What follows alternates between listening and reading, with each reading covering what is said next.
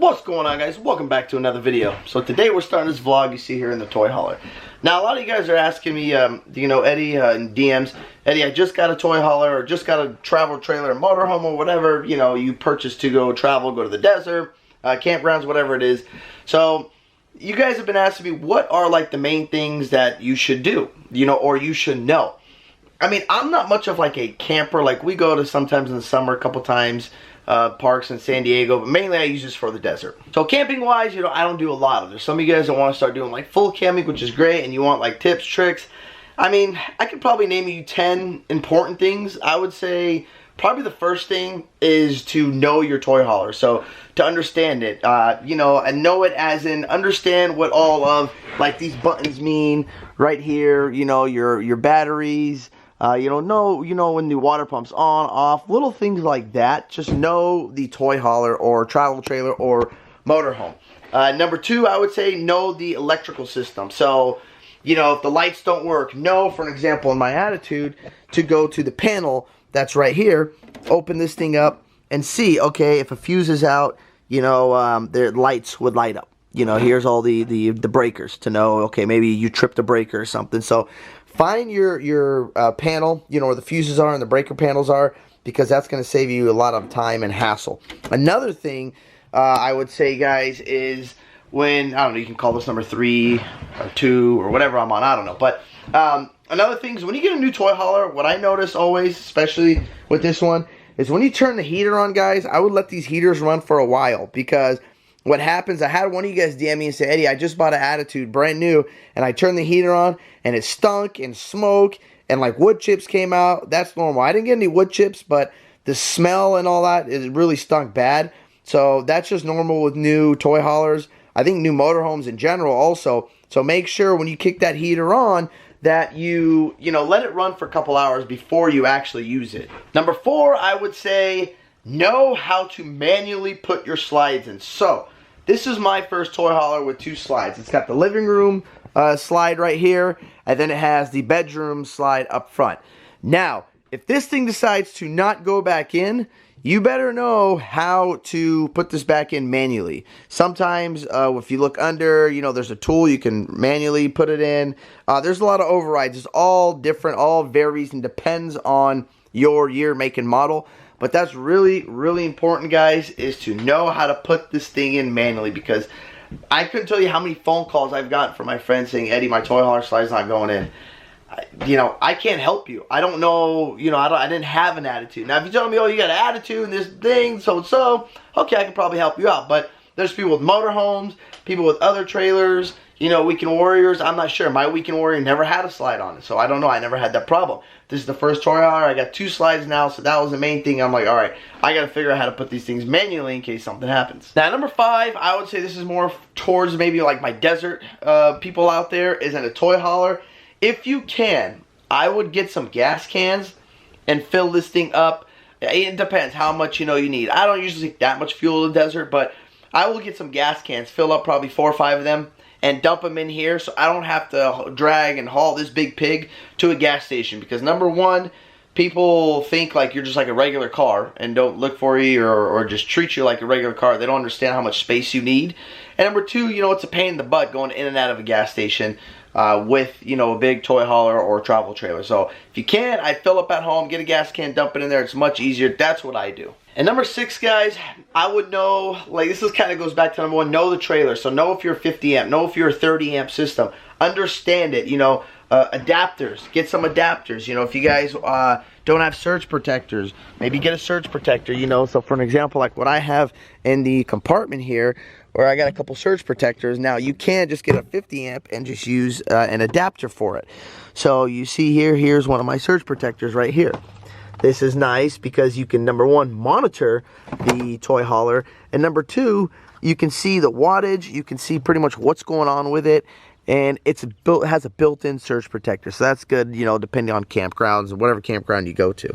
Now for my next tip, 6, 7, whatever, I don't know what number we're on here, but I would know how tall this thing is. So for you guys that are going to use this for camping, going, out of California, or who knows, if you're going to go to, I don't know, any campground, Oregon or Washington, know the height of it. Because I think in California, by law you cannot be over, I want to say 12.5 or 13 feet high. I'm not sure, but I know in California there is a height limit. If you're going to leave, that can vary, that can change. So make sure you know how high your trailer, RV, toy hauler, whatever is. Like mine is 12 feet and 5 inches high. So I'm probably never gonna take it anywhere, you know, out of California. But I don't know, maybe we'll see. Like I said, mine is mainly just for desert, that's about it. Now another thing, guys, I don't know why nobody does this. Check your tire pressure. It's so easy. Check the lugs. You know, it's not that difficult. Just get a, you know, tire pressure gauge. And if you, another tip too, if you're always on the road, I would look into a pump. Maybe get a Vi-Air, you know, something portable. Like before I had air in my truck, the Jeep, it's gone. I had a little portable, or let me show you. I think I can show you guys. I have a little portable. I don't think it's not Vi-Air, but it's just a little portable air compressor. It hooks up to the battery of the Jeep and actually pumps it pretty dang good, pretty fast. I got it at the Napa store. It's here somewhere. Yeah, I think it's in here. And it's good for you guys to have it just in case. Yeah, right here. In case you guys do end up needing air. Here you go. Something like this. Slime. There you go. I've never even heard of the Slime brand, but it works good. It pumps it, you know, pretty dang fast, and it's good to have something, you know, better than nothing. So when you are out there and you're stranded, you got no air, the last thing you want to do is, number one, drive it on low or no air pressure, and number two, deal with, you know, you or your truck or anything not having air. Next trip I can tell you guys, I would look into a little tool set. Doesn't have to be nothing massive. You can have something simple like this. They're cheap. Craftsman little set right here. Look at this. I got these at the Napa store also. 189 piece.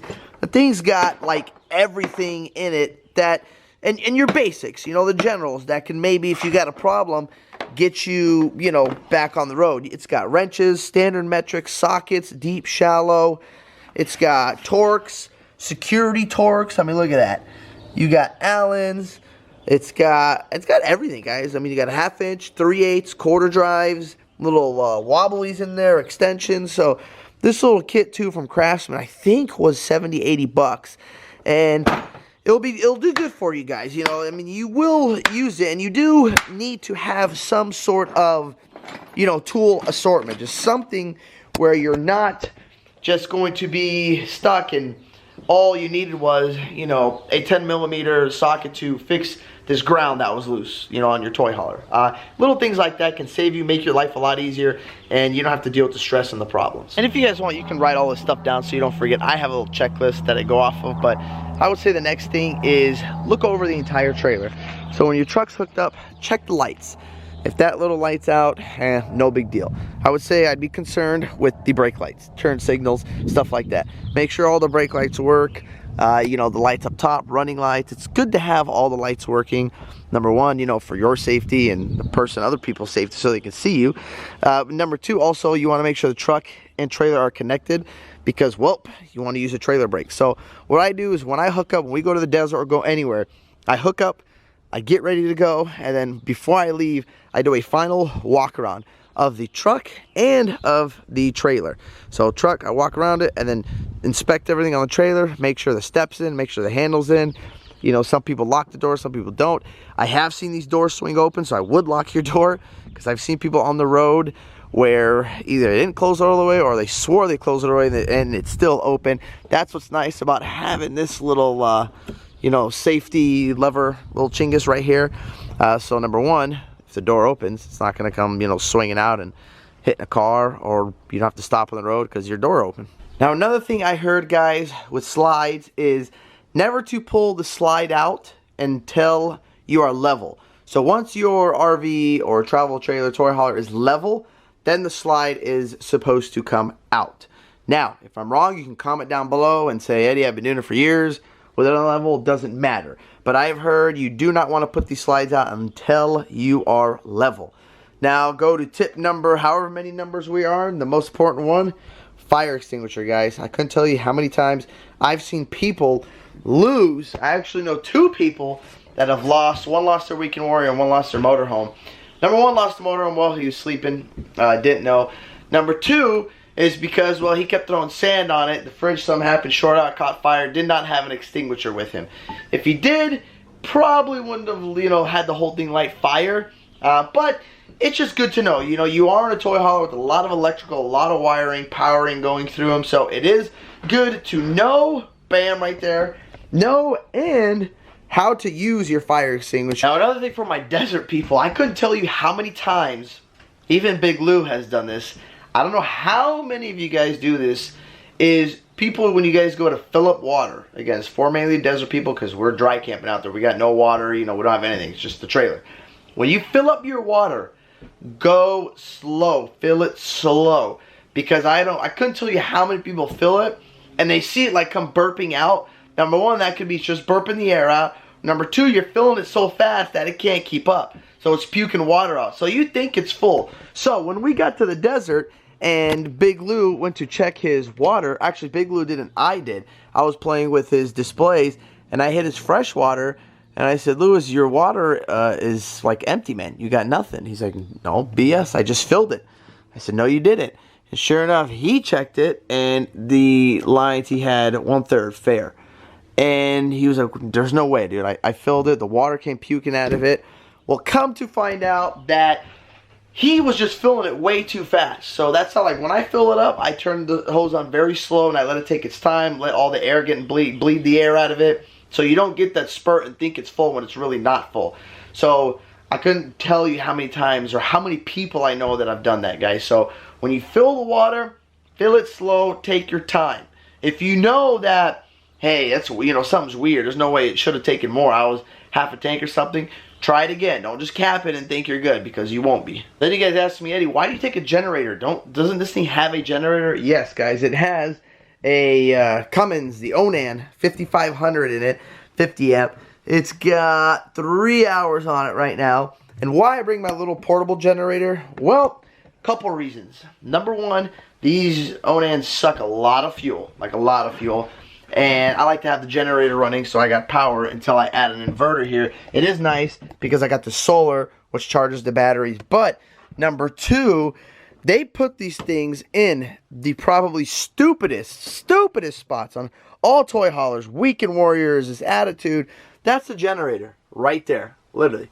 That's where it is. And here's my bed, right here.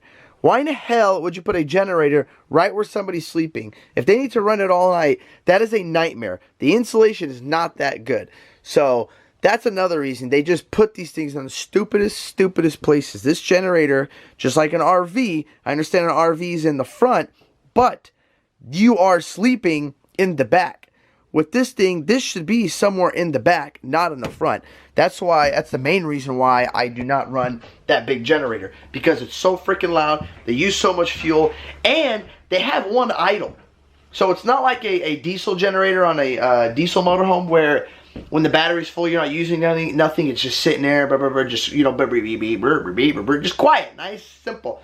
This thing, you start it, and it's like, and it screams the whole time. You can have 1 amp or 40 amps going through and just, and it sits there screaming, one idle the whole time. So they're just annoying. They're just, they suck for fuel efficiency and for noises. There's something for maybe, okay, you want to like start it and kick on a microwave or oven or something like that. Okay, I would do that. But as of me wanting to run this thing, I do not want to run this Onan because it's just a nightmare and they don't sound good. They're just horrible. But that's all I got for you guys. If any of those tips, tricks helped, I mean, and I just wanted to make this video because a lot of you guys asked me that you're, you know, first timers. I think those would be the basics. If any of you guys have any other basics for the first timers that are watching this, comment down below, help them out, and see, you know, if there's anything specific that you guys would recommend that I did not recommend that they would need or they should look into before, you know, purchasing something. And when they do purchase it, you know, making sure they're having a good time at their campground site so they don't need to stress or deal with anything like that. But thank you guys for watching this video. That's all I got for you today. If you like this video, don't forget to hit that thumbs up button. Don't forget to click subscribe. Peace. Yeah.